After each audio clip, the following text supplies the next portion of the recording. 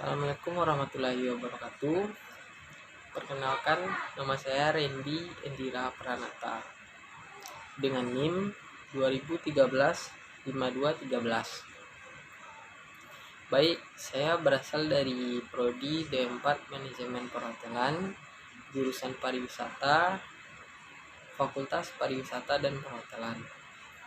Di sini saya akan membuat video mengenai tugas UAS dari mata kuliah Bahasa Indonesia, yaitu saya akan menjelaskan materi dari pertemuan ke-15 mata kuliah Bahasa Indonesia yang berjudul Presentasi Ilmiah yang Baik dan Benar, yaitu ialah yang pertama, percaya diri.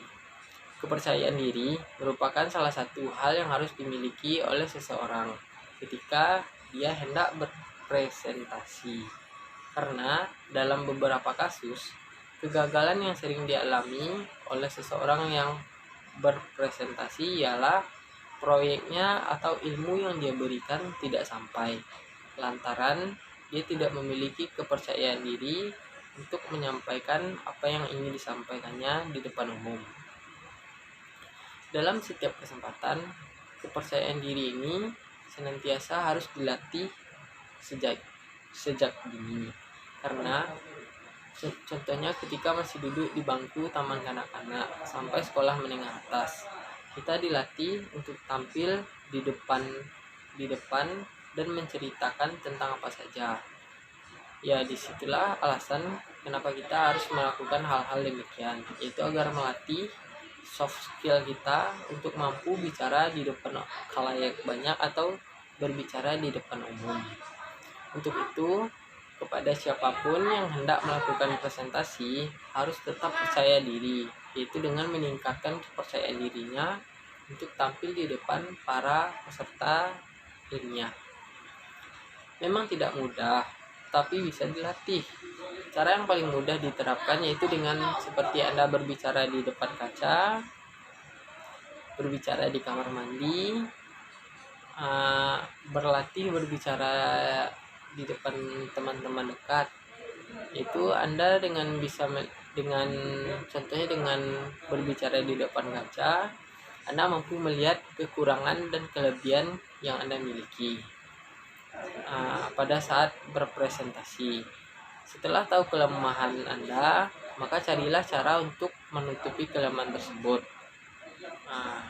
Baiklah, yang kedua ialah cara presentasi yang baik dan benar, yaitu dengan pembukaan yang berisi tujuan. Baik, saya akan menjelaskannya. Yaitu ketika presentasi dilakukan, hal penting yang harus dilakukan yaitu adalah dengan menyampaikan tujuan awal kenapa Anda berdiri di depan orang banyak. Hal ini tentu penting, mengingat para peserta ilmiah jelas harus tahu kira-kira apa sih tujuan Anda berdiri di depan, apa sih tujuan Anda menyampaikan apa yang Anda sampaikan. Karena dengan ini audiens pun akan tertarik terhadap apa yang ingin kita sampaikan. Namun perlu dicatat, untuk membuka presentasi ini merupakan suatu hal yang cukup sulit. Karena kenapa dikatakan sulit? Karena disitulah momen-momen penting Anda untuk menarik perhatian dari peserta ilmiah. Intinya, apabila Anda berhasil menarik perhatian pada peserta ilmiah, presentasi Anda pasti akan berjalan dengan lancar. Tapi apabila Anda gagal dalam menyampaikan pembukaan tersebut dan meruntuhkan para simpati ilmiah terhadap apa yang Anda sampaikan, yaitu jelas kegagalan presentasi Anda sudah di depan mata. Untuk itu, persiapkanlah diri Anda dengan sebaik-baik mungkin untuk membuka presentasi. Karena dengan Anda mempersiapkan diri dengan sebaik mungkin untuk melakukan presentasi, para peserta ilmiah pun akan siap mendengarkan apa yang Anda sampaikan. Baik, yang ketiga ialah cara presentasi yang baik dan benar, yaitu dengan menguasai materi yang akan diberikan kepada peserta ilmiah. Pada hakikatnya, orang yang berhasil dalam presentasinya itu bisa dilihat dari apakah orang tersebut mampu menguasai materi dan juga mampu menguasai panggung, yaitu mampu menguasai para peserta ilmiah dengan baik, yaitu mampu menguasai perhatiannya.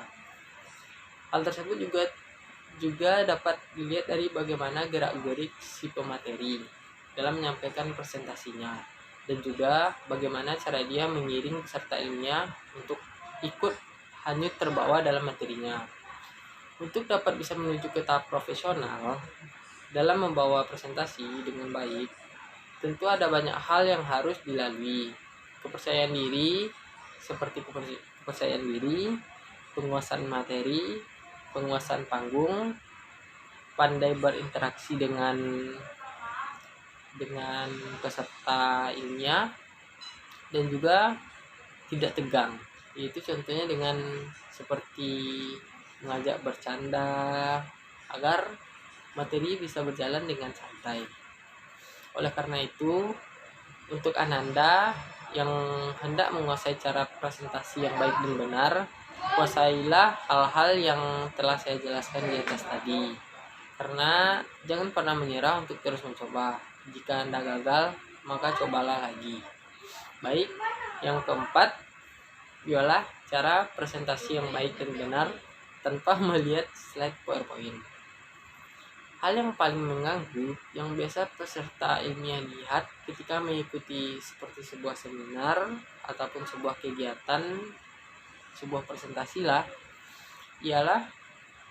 yaitu dapat dilihat bahwa pemateri kurang profesional. Contohnya ialah ketika pematerinya memberikan materi, ia terus menerus melihat terhadap PowerPoint pada saat menjelaskan materi. Dari sanalah para peserta ilmiah dapat menilai bahwa si pemateri tidak menguasai materi yang ia sampaikan. Lalu apa tujuan dia menyampaikan materi tersebut jika dia sendiri tidak menguasainya? Dari sanalah pemateri nampak tidak profesional dalam melaksanakan tugasnya. Dampak yang didapat dari presentator yang terus menerus melihat slide PowerPoint saat mempresentasikan proyek tersebut ialah seperti peserta ilmiah tidak lagi berempati lagi, hingga kegagalan presentasilah yang ada di depan mata. Untuk itu, ketika Anda hendak melakukan presentasi, ada baiknya Anda senantiasa menguasai materi secara benar-benar, yaitu menguasai apa yang benar-benar ingin Anda sampaikan. Slide digunakan hanya untuk memberikan poin-poin singkat, karena PowerPoint yang artinya poin, yaitu dengan memberikan poin-poinnya saja, yaitu yang penting-penting saja secara singkat, bukan malah Anda seperti membacanya. Jadi belajarlah yang benar sebelum waktu presentasi dimulai. Dan yang terakhir ialah cara presentasi yang baik dan benar dengan memanfaatkan kemampuan berbicara dan gerakan tubuh.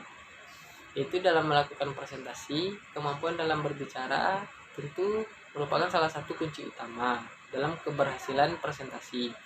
Hal itu dikarenakan dengan adanya skill berbicara yang fasih dan baik, perhatian para peserta ilmiah akan fokus tertuju kepada Anda yang memberikan materi, yang sedang melihat Anda memberikan presentasi, agar mereka semakin paham dengan apa yang Anda sampaikan.